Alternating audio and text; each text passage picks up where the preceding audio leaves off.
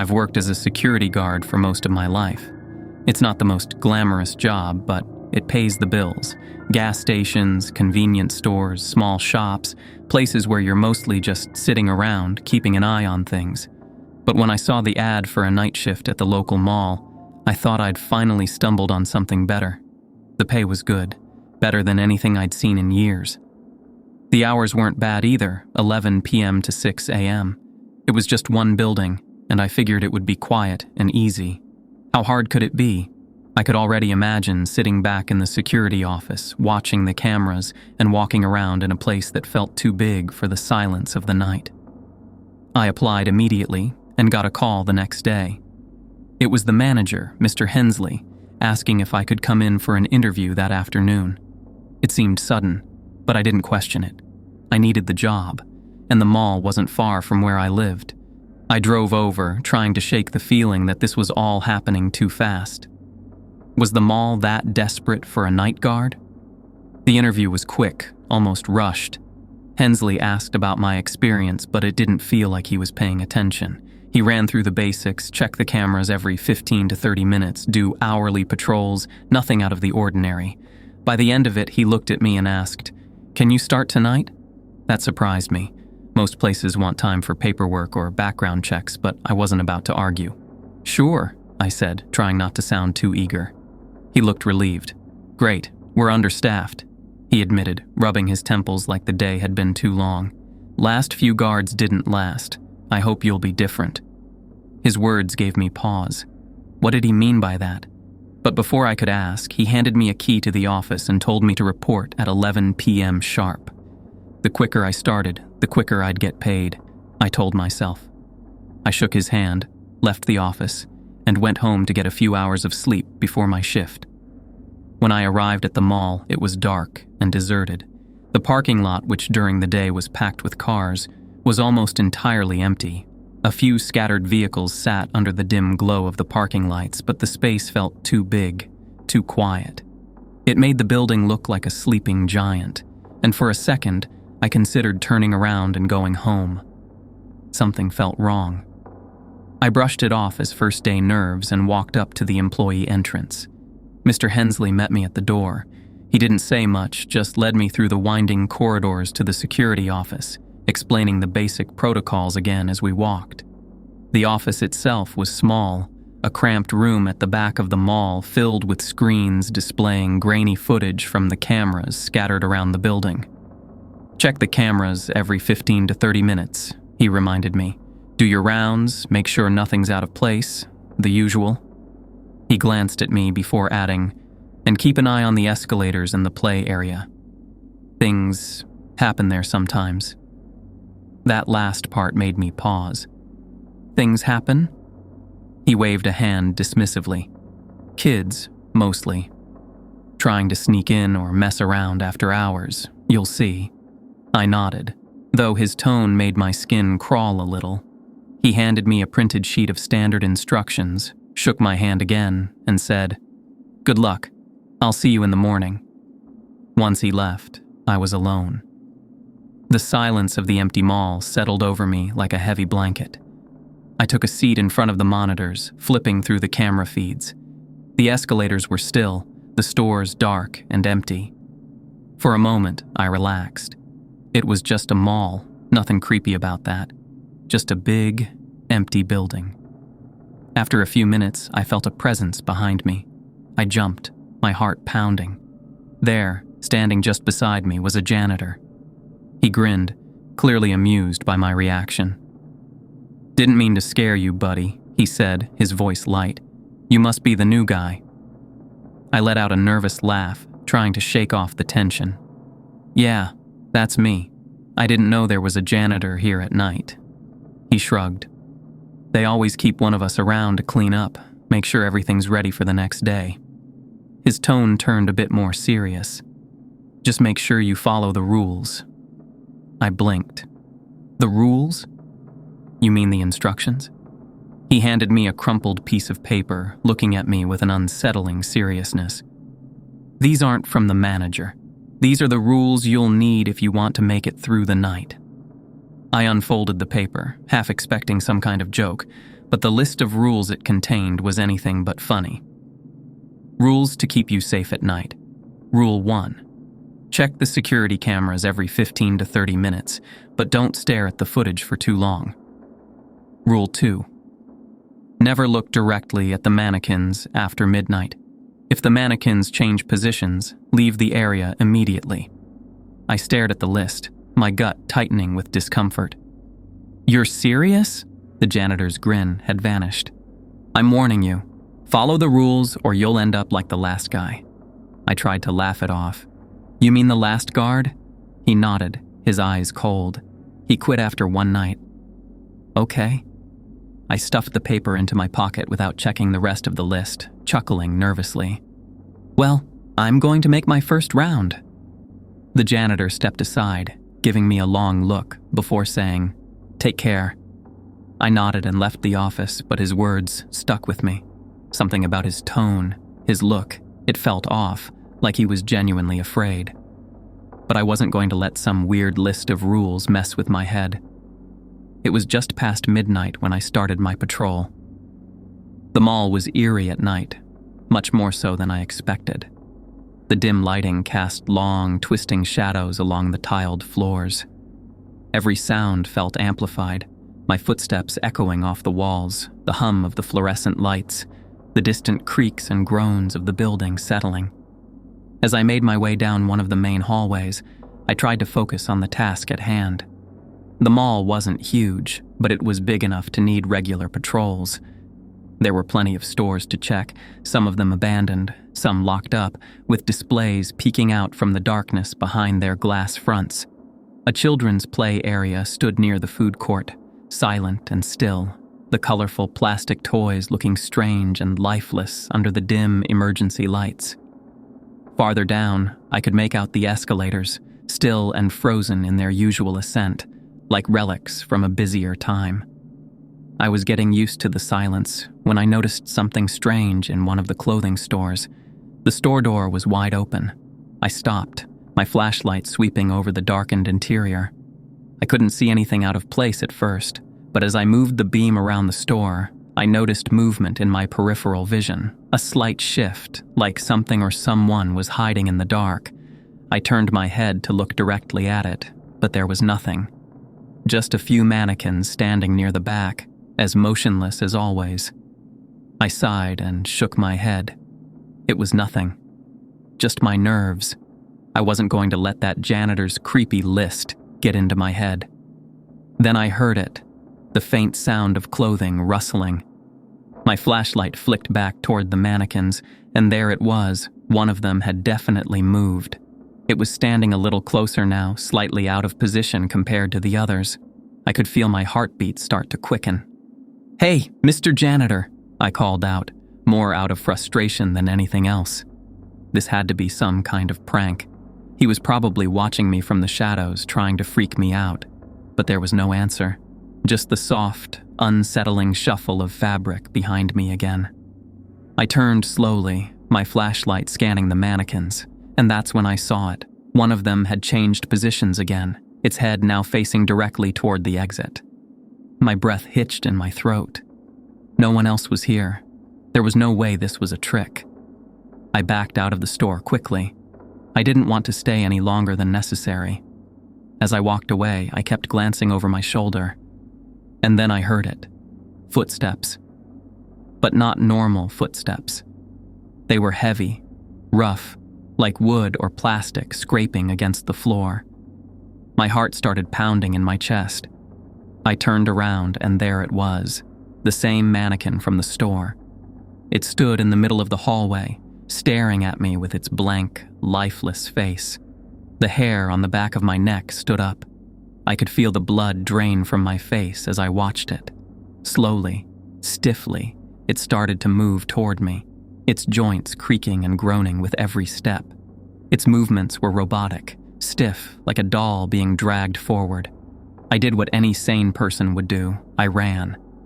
I turned on my heel and bolted down the hallway, my footsteps echoing in the vast emptiness of the mall.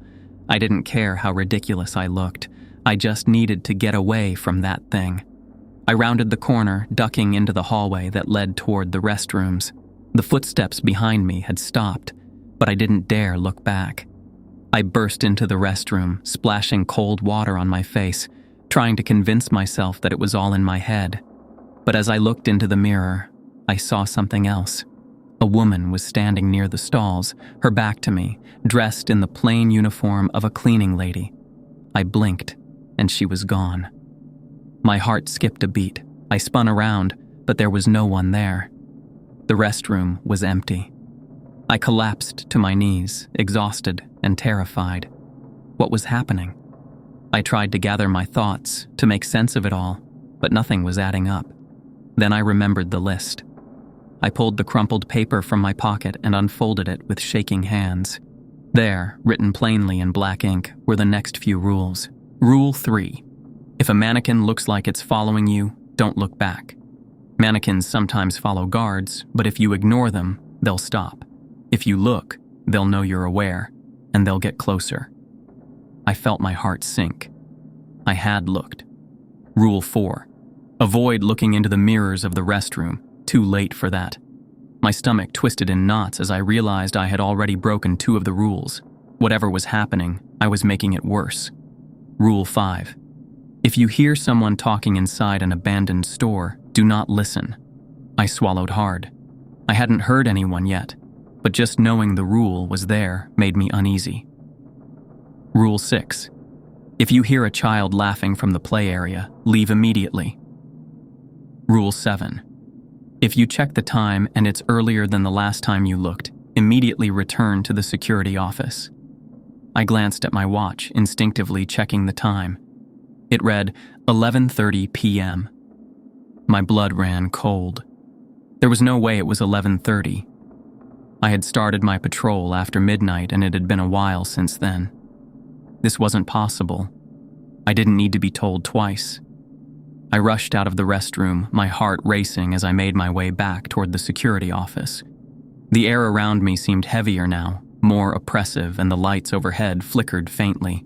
The mall, once a place I had thought would be quiet and safe, now felt like a living entity, watching and waiting.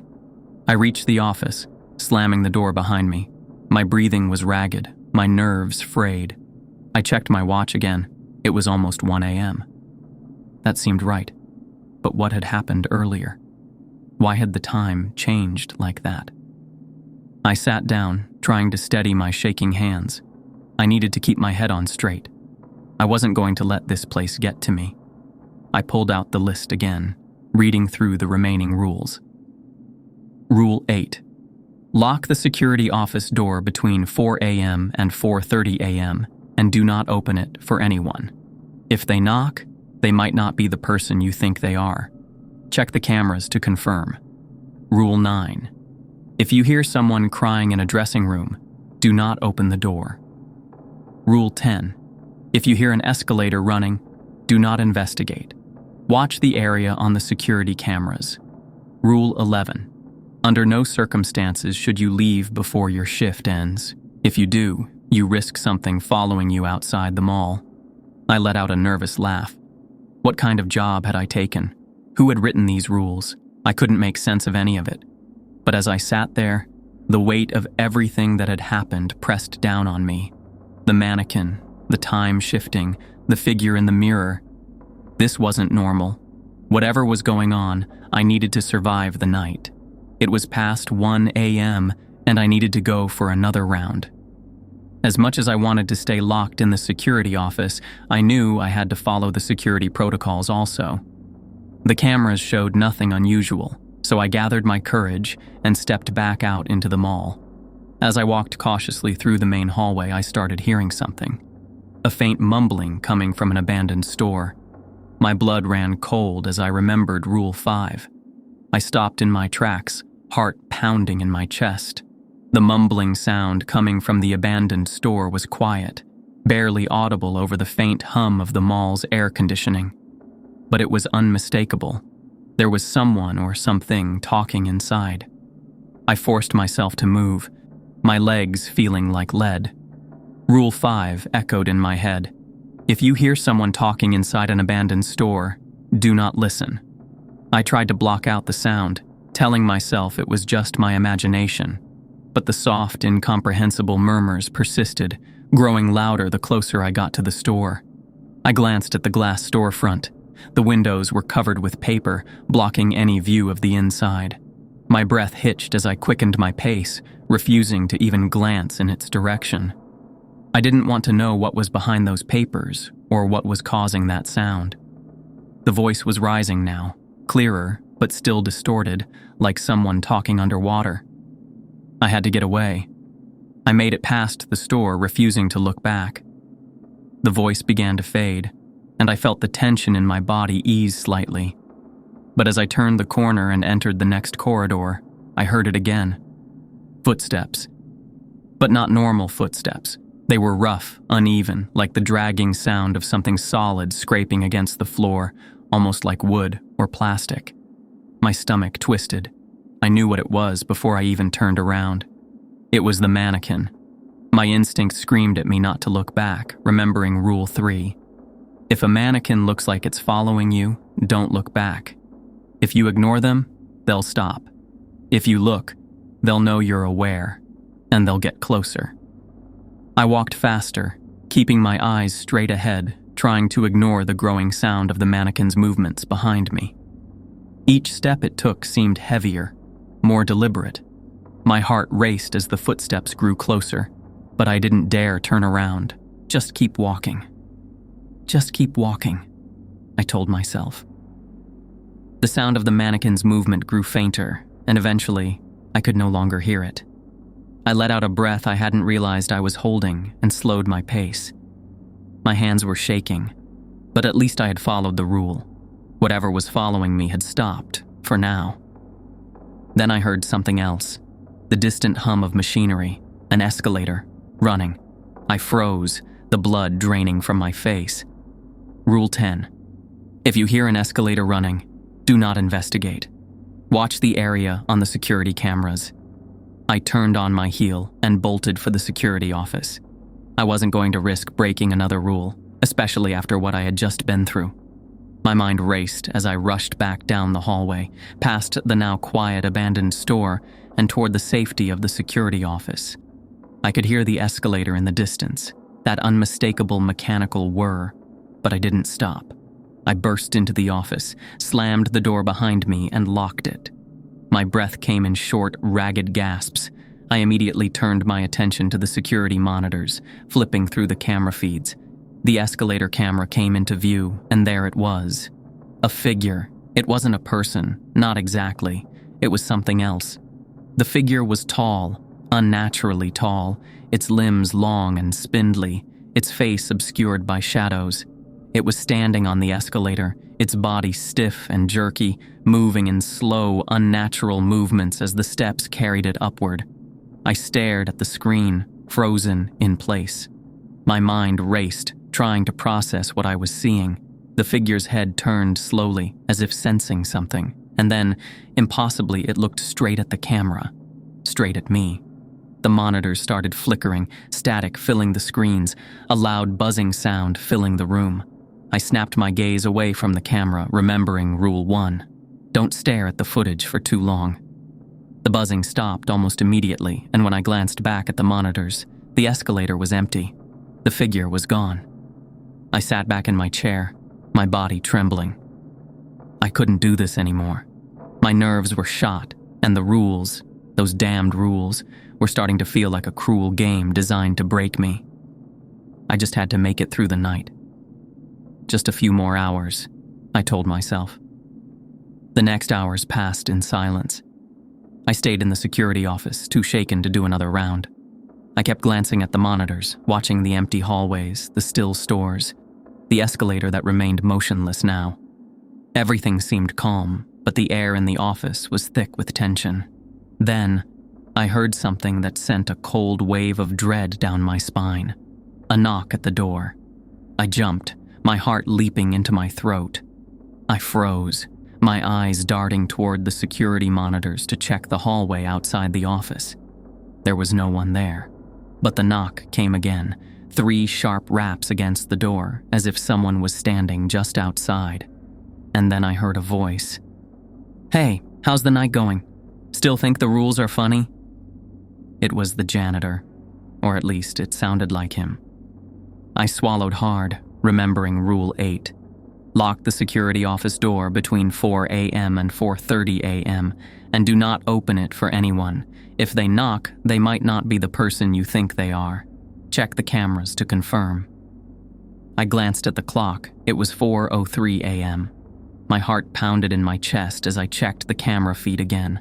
The hallway outside the office was completely empty, but the knocking continued, more insistent this time. The janitor's voice echoed through the door, sounding friendly but somehow off. "Come on, open up. I'll tell you what's really going on here."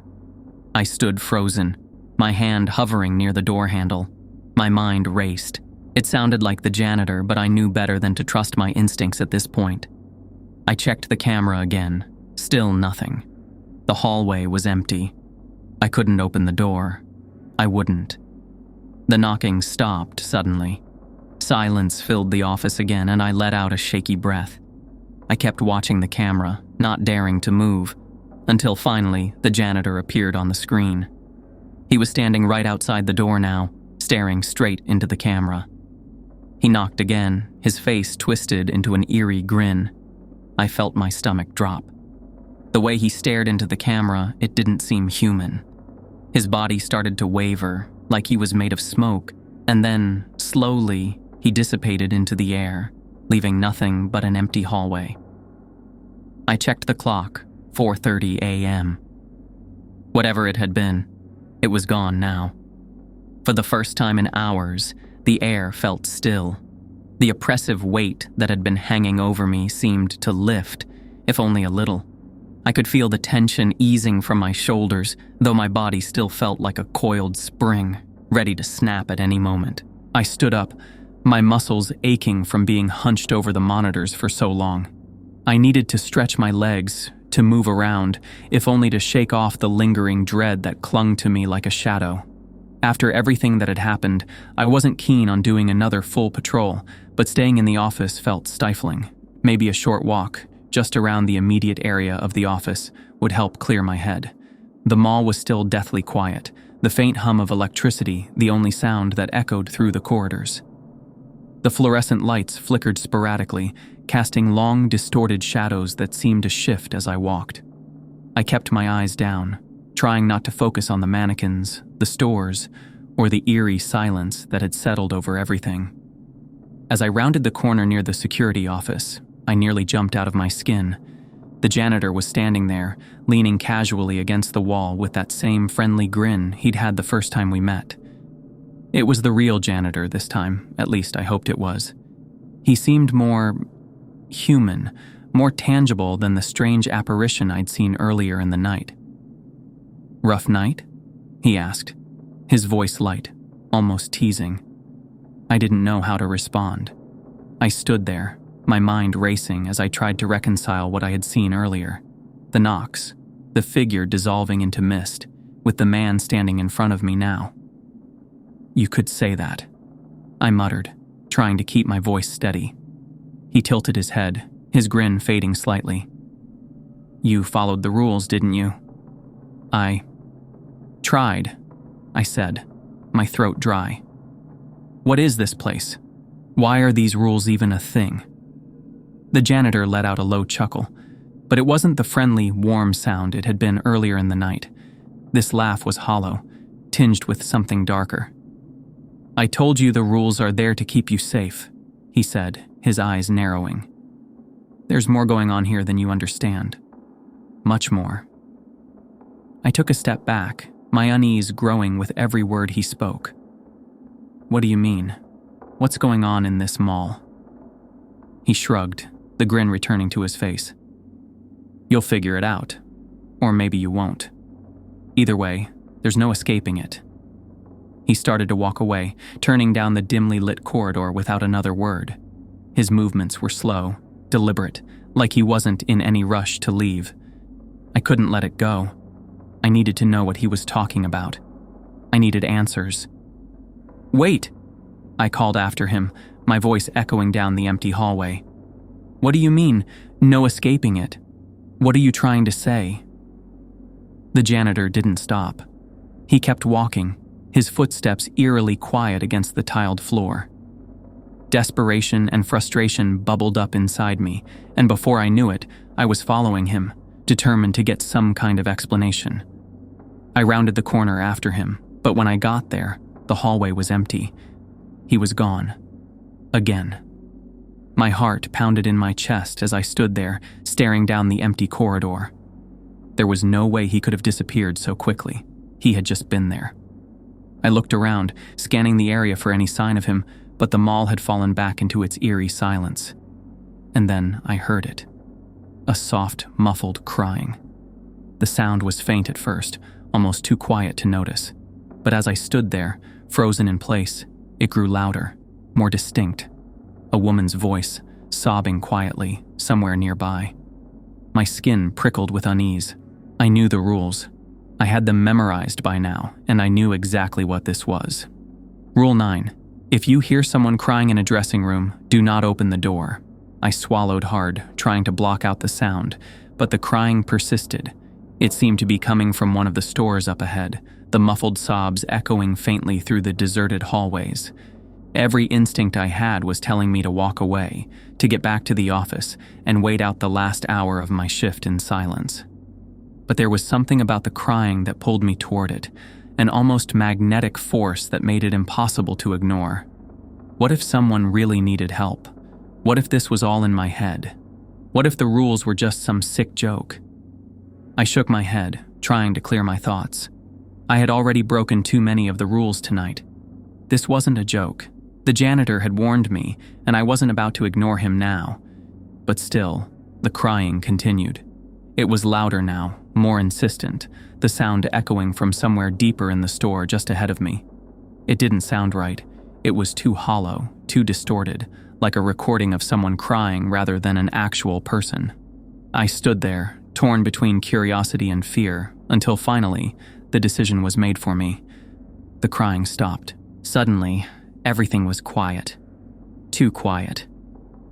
The air felt thick, oppressive, like the walls of the mall were closing in on me. My chest tightened, and I realized I had been holding my breath.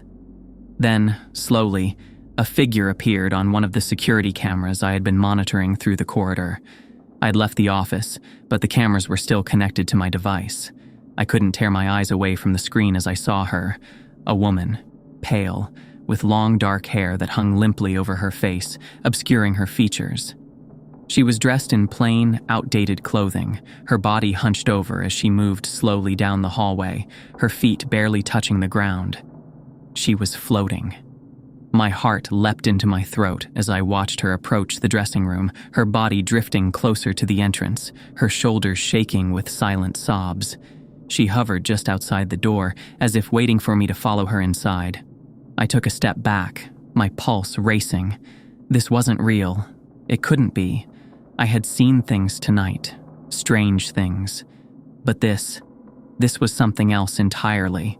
I squeezed my eyes shut, willing the figure to disappear, to leave me alone. When I opened them, she was gone. But the crying had started again this time, right behind me. I didn't think. I bolted down the hallway, running as fast as my legs would carry me. The sound of the woman's cries echoed through the halls, growing louder and more desperate with every step I took. I didn't dare look back, didn't dare risk another glance. All I knew was that I needed to get out of there, now. By the time I reached the security office, I was breathless, my entire body trembling with fear. I slammed the door shut behind me, locking it as quickly as I could, and collapsed into the chair in front of the monitors. My chest heaved with each breath, the adrenaline still coursing through me. The fluorescent lights overhead flickered faintly, casting eerie shadows on the walls. I felt trapped, like a cornered animal, with no way out but the faint hope that my shift would end soon. I glanced at the monitors, my heart sank. There she was, the woman, the same pale figure, her hair hanging limply over her face, moving in that unnatural, hovering way. She was no longer just roaming the halls, she was headed directly toward the security office. My blood ran cold as I watched her on the monitors. She floated down the hallway, closer and closer, her slow, jerky movements unnerving. She didn't walk like a normal person. She barely moved her feet at all, gliding just above the ground. The sobbing was gone, but the weight of her presence was suffocating. It was as if the very air around her distorted with her approach, bending reality itself. I checked the camera feeds desperately, flipping between angles. She was getting closer. My breath quickened as I watched her drift past the closed stores, her face obscured by her hair, her arms limp at her sides. Every second she got nearer, and I felt my panic rising, clawing at my throat. I reached for the list of rules, gripping it tightly in my trembling hands. Don't open the door. I repeated the thought over and over in my head, like a mantra. Don't open the door, no matter what. The woman stopped just outside the security office. I could see her now on the monitor, the camera trained right on the door. She stood there, silent and still, like a statue.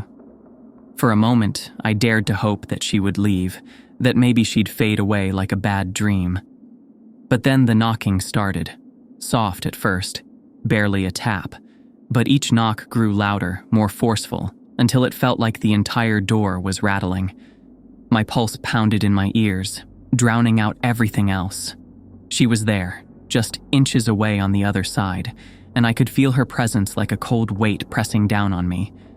I checked the monitor again, praying she would vanish, but she didn't. Her body was rigid, unmoving, but the knocking continued, growing louder and more violent with each passing second. The door frame shook as if it wouldn't hold much longer. I clamped my hands over my ears, squeezing my eyes shut, trying to block her out. This wasn't real. It couldn't be real. But the knocking only grew more intense, more insistent, like someone pounding with their fists. My heart raced, my body trembling as I stared at the door, unable to move. Then I heard it. "Hey, open up. It's the manager." I froze. The voice was familiar, too familiar. It was Mr. Hensley. But something felt wrong. I checked the clock, my heart thundering in my chest. 6:01 a.m.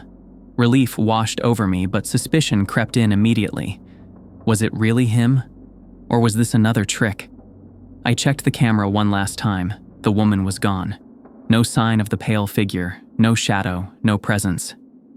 "Everything okay in there?" Mr. Hensley's voice called again, sounding closer now, more concerned. "Open up. Your shift's over." I hesitated, my hand hovering over the door handle. I had survived the night, hadn't I? The clock showed it was past 6 a.m., and nothing had come for me in those final moments. But the events of the night had shaken me to the core, and I wasn't ready to trust anything, anyone, without checking one last time. I glanced at the monitor one last time, double-checking the feed outside the office. And there he was, Mr. Hensley, standing just outside the door, looking exactly as he had when I first met him. No eerie figure, no distorted face. Just him, the manager. With a trembling hand, I unlocked the door and opened it. Mr. Hensley stood there, his expression softening as he saw the look on my face. "Rough night, huh?" he asked, his voice filled with concern. I nodded slowly, still trying to process everything. "Yeah, you could say that." He frowned, noticing the look of fear etched across my face. "You all right?" "You look like you've seen a ghost." I laughed bitterly under my breath. "Something like that." I didn't go into detail. I didn't tell him about the mannequin or the crying woman. It didn't seem real anymore. I was just happy the night was over. But something gnawed at me. Something that I needed to know before I left this place for good. "What about the janitor?" I asked suddenly. "The one who works the night shift?" Mr. Hensley looked at me, puzzled.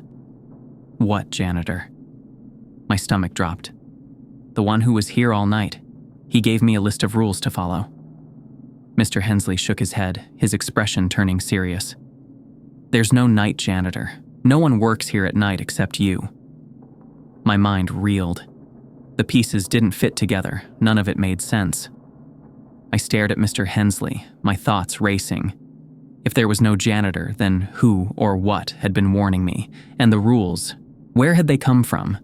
I didn't ask any more questions. I handed him my keys, quit on the spot, and walked out of the mall without looking back. Whatever had happened there, whatever lurked in the dark corners of that place, I wasn't going to stick around to find out more. As I drove away, the weight of the night still heavy on my chest, I realized that some places are better left alone. And that mall? It was one of them. I will never return to that place again.